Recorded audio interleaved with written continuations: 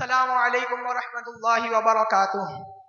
وعلیکم السلام ورحمۃ اللہ تعالی وبرکاتہ۔ ایک مرتبہ جھوم جھوم کر نبی پاک صلی اللہ تعالی علیہ وسلم کی بارگاہ میں درود شریف کا نذرانہ پیش کرتے ہوئے پڑھیے اللہم صلی علی سیدنا و مولانا محمد وعلی آلہ وبارک وسلم۔ آج ہم آپ کے سامنے طلاق کے کچھ مسائل پیش کریں گے، توجہ کے ساتھ سنیں، سمجھیں اور اسے یاد کریں اور دوسروں تک پہنچائیں۔ یونس بھائی، اگر میاں بیوی میں شدید لڑائی جھگڑا ہو جائے تو کیا کرنا چاہیے؟ کیا فوراً طلاق دے دینا چاہیے یا پھر کوئی اور راہ اپنانی چاہیے؟ یہ دین اسلام کا حسن ہے کہ اس نے اپنے ماننے والوں کو زندگی کے ہر شعبے میں میاں نہ رویانی بیچ کا راستہ اور نرمی سے پیش آنے کی ترغیب دلائی ہے۔ آپسی رنجش کی وجہ سے طلاق دینے سے پہلے شوہر اور بیوی کو طلاق سے بچنے کی ہر ممکن کوشش کرنے کا درس دیا ہے۔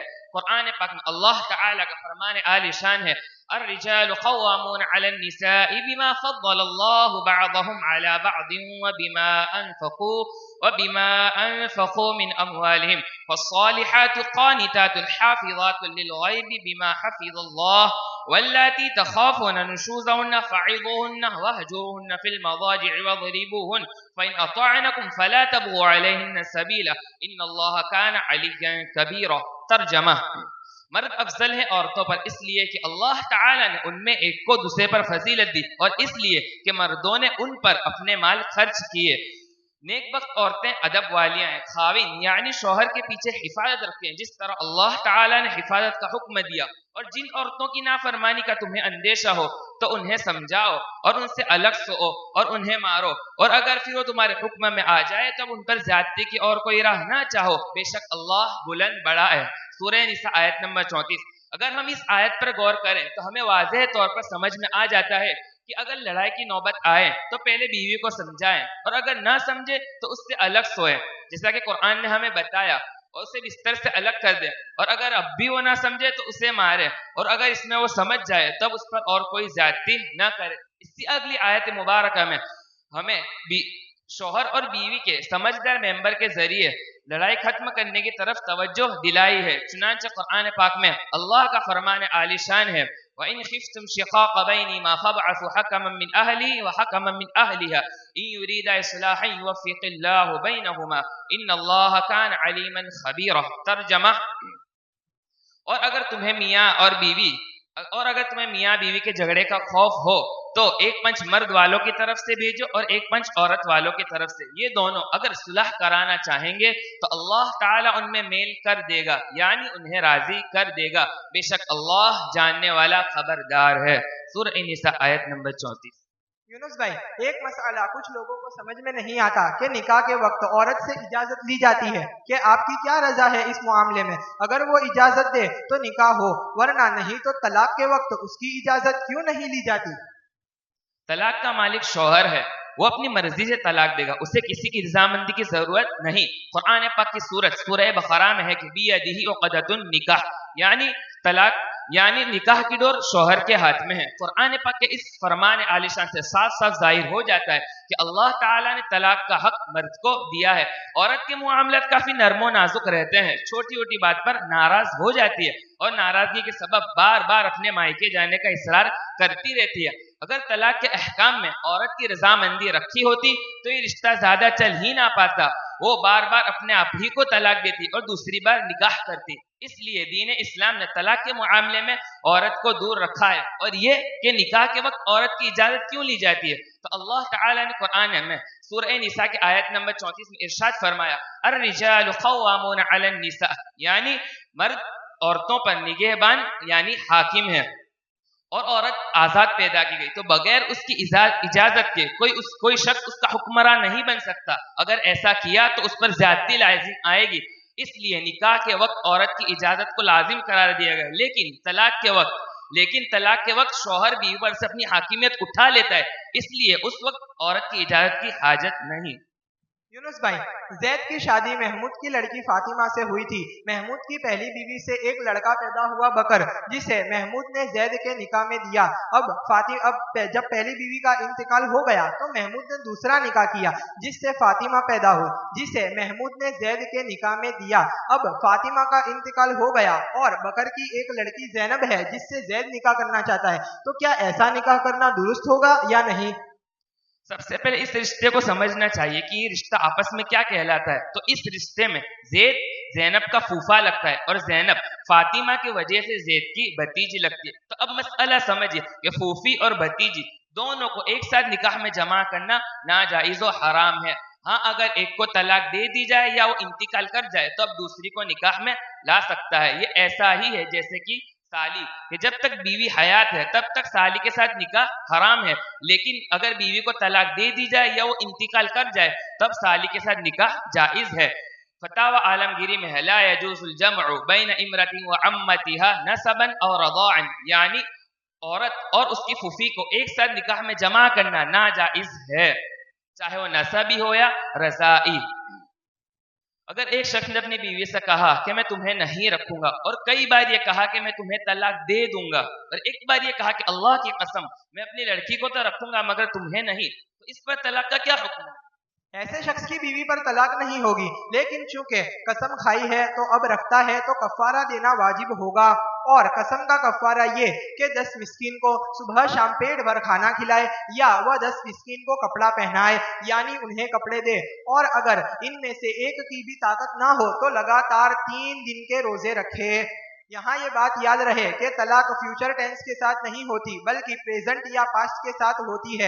यानी अगर कोई ये कहे कि मैं तलाक दूंगा तो तलाक नहीं होगी, लेकिन अगर किसी ने ये कहा कि मैं तलाक देता हूँ या ये कहा कि मैंने तलाक दी तो तलाक फौरन हो जाएगी। मौसूफ भाई, अगर किसी ने अपनी बीवी को लिख कर तलाक दी और वो कागज उसके पास पहुंचे उससे पहले ही फाड़ दिया गया, तब उस औरत के लिए क्या हुक्म होगा?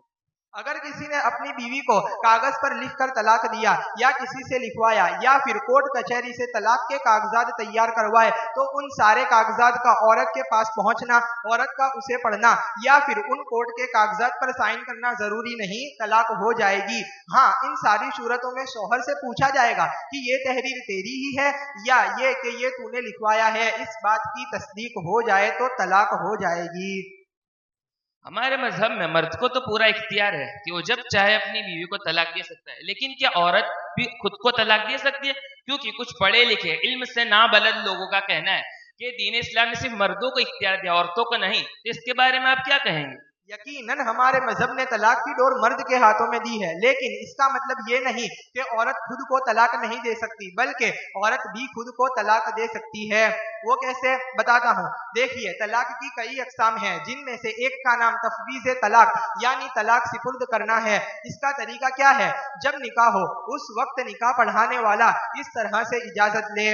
मिसाल के तौर पर जाफर भाई की बेटी शिफा, मैं आपसे इन गवाहों के रूबरू इजाजत लेता हूँ कि मैं आपका निकाह अमजद भाई के बेटे नसीर से 5000 रुपये मेहर के बदले में इस शर्त के साथ कर दूं कि जब चाहे खुद को एक तलाक बाइन दे सकती है। दुल्हन कहे हाँ, मैंने इस शर्त के साथ इजाजत दी। अब निकाह पढ़ाने वाला दुल्हे के पास जाए और इसी तरीके पर निकाह पढ़ाए और दुल्हा कबूल में यूं कहे हाँ, मैंने इस शर्त के साथ निकाह कबूल किया या मैं कबूल करता हूँ, तो इस तरीके पर दुल्हन खुद एक तलाक की मालिक बन गई। अब वो जब चाहे खुद को तलाक दे सकती है।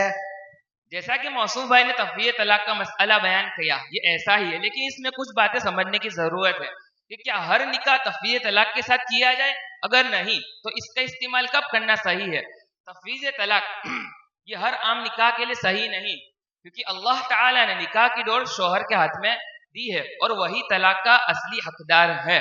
अगर हर निकाह तफवीज़ तलाक के साथ होने लगा तो तलाक़ें काफ़ी बढ़ जाएंगी, तलाक के मामले काफ़ी बढ़ जाएंगे। तफवीज़ तलाक का इस्तेमाल हलाला की सूरत में किया जा सकता है, या कोई औरत हज व उम्रा करना चाहती है और उसके पास कोई महरम नहीं, तो वो इस सूरत में निकाह कर ले और वापस लौटकर खुद को तलाक दे दे, तो इस सूरत में ये कार आमद होगी।